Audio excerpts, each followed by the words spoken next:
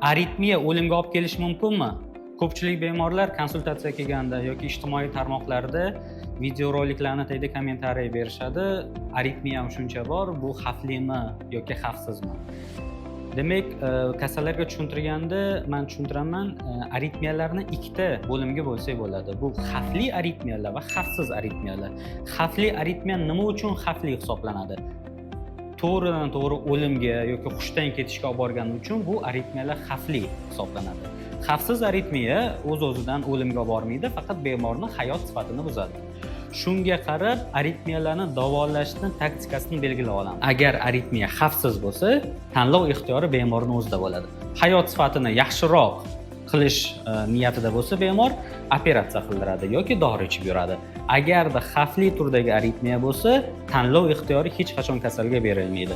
Kasalga faqat bitta variant, yoki operatsiya yoki dori bilan davolash varianti aytiladi. Shu uchun demak xavfli, xavfsiz aritmiyalarni har doim aritmolog belgilaydi. Agar sizda qanaqa turdagi aritmiya mavjud bo'lsa, bizga murojaat qiling va bu qaysi turdagi aritmiya guruhiga kirishini sizga aytamiz va shunga qarab tegishli tavsiyalarni beramiz.